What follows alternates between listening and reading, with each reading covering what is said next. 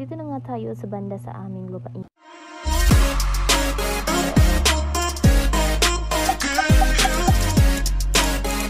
So, muhay ka. Muhay. Kaya medyo daganan pag yun sa oras ang among atuon sa suksukan sa bubon. So nagpapultang sa among kauban.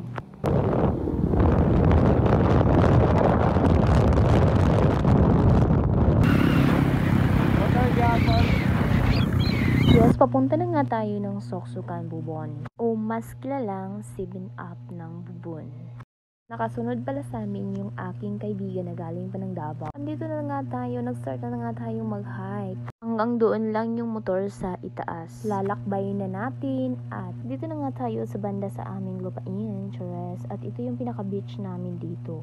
I-reveal ko sa inyo na ito dito yung kayamanan namin, Chores. Dito nga, malapit na tayo sa may suksukan. Diba guys, papunta pa lang tayo doon at marami ng spot ang nakikita natin at masarap talaga tambayan. Napakaliwalas ng hangin, napakaganda ng tanawin, at makapagmumuni-muni ka pa talaga. At ayan, madami pa rin mga taong pumunta. At itla yung mga kasama ko, sila Mari at Pari. Actually guys, kaya nga tinatawag na sumpitan dahil may sumusumpit na tubig dito. Di nga natin ma-appreciate dahil high tide. Ayan nga pala yung friend ko na galing pa ng Davao na gustong pumunta talaga dito. At ayan, maraming pauwi at kami, papunta pa lang kami doon sa 7-Up.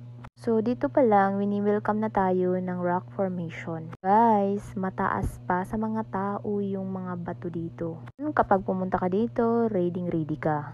At andito na nga tayo guys. Matatanaw na natin. At ayan na nga, andito na nga kami.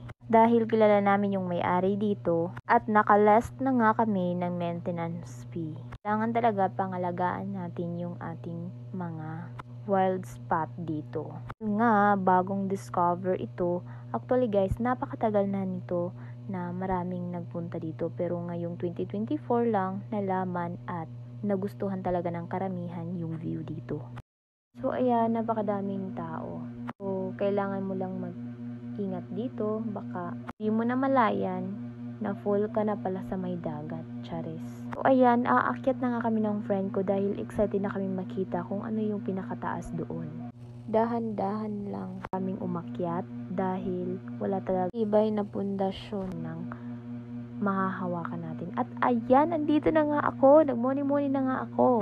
Kahit sa pinakatirik ng araw guys at marami pa rin nagpa-picture, ayan. Bukod nga sa mga taga-Mati at marami pang mga taong pumunta dito mula sa iba't ibang lugar. Mas sumikat talaga dito ng 2024. Ang iba rin nga dito guys ay naliligo pa. Un nga na banda ay sa amin. Mula dito, matatanaw talaga yung sumusumpit. Bang tawag dun sa inyo? What we call that? Sumpit. Yes guys, sumusumpit talaga yung dagat dito kapag low tide. Kaya ngayong high tide, hindi natin yun maa-appreciate. So, ayan nga sila Mari at Pari, sasampulan natin ng prenup picture. Charas. Bida-bidahan na naman ako dito. Advantage talaga guys pagkasama mo yung boyfriend mo na may taga-video, taga-picture, at taga-alalay. Ayan, sasampulan na nga natin ng picture si Mari at Pari. So, ayan. Malayong tingin. Ay, huwag kayong magpakita ng motibo dahil maraming marites. At ayan, my friend.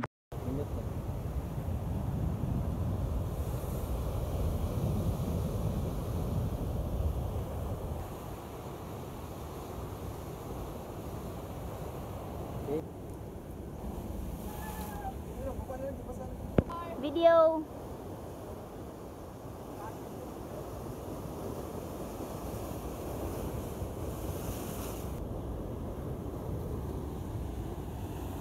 Habang ini-edit ko nga yung video na to guys, ay napapansin ko na yung rock formation na yun ay para talaga siyang crocodile. At ayan, tingnan nyo guys, may mata, may ngiti, at tingnan nyo guys na mabuti. Ayan, parang may mata talaga guys, tingnan nyo yun. Ayan. At ayan guys, pink copy talaga yung crocodile. At ayan. Guys, kapag maligo kayo dito ha, mag-ingat kayo dahil baka mabuhay yung crocodile na yan. So, guys. Hi, Sir Jem. Hello. Thank you. 7-Up. 7-Up. Okay, pusing. What? 1, 2, 3. Oh, diba? No, ang yapon. Smile. Oh, diba? Dugay ko yung Against kuwan. the light. Bubunong ka dong.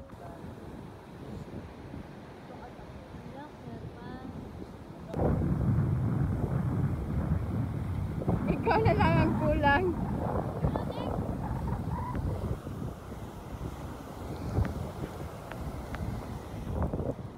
Sa mga oras na to guys ay umuulan. So, andito muna kami sa May Purok. Mula dito, matatanaw yung 7-Up. Ayan. Kung mapunta kami guys ay marami kaming kasabay. So, kapag na-feel mo na nasusunog ka na, so may purok dito na pansamantalang sinisulungan ng mga tao. Aba, ayos. May duyan pa nga guys. Oh. At pauwi na nga kami mga katingan. Tapos na kami doon sa 7-Up. So, andito muna tayo sa aming beach line. At dito, nang pumunta ng 7-Up, dito talaga dadaan sa aming area. At dahil nga, before ang 7-Up at dadaan muna dito sa aming area. Almost 8 hectares talaga yung beach line namin dito guys. Earth of Abel. Nakaisip na nga ako kung ano yung gagawin namin dito. Chares. Guys, masarap dito lagyan ng rest house. At ayan. So, dito yung pinaka-view namin dito sa tinatawag namin na Pagagawon. Talaga guys, yung pinaka-overlooking. Baba tayo sa may purok doon. Yan, makikita natin yung green, blue na tubig dagat. Anong ibig sabihin dun? Diba? Malalim na. Kaya kada step nyo guys, na huwag kayong magkakamali talaga, baka ma-full kayo sa may dagat. Yung banda doon na napakalalim. Sobrang magi-enjoy ka talaga dito mga katingan at mabubusog ka sa mga view. Sa lahat ng nadaanan natin na beach line dito, dito yung pinakamataas na banda. So, pag tingin mo sa baba ay malalim na dagat na. Ayan.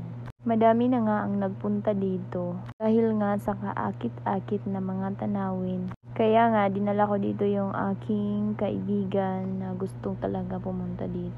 So, ayan, na-enjoy siya sa pag-i-explore. Diba? Napakasarap ng dagat tubig o ang sarap maligo. Irinig ko sa inyo yung tunog ng dagat.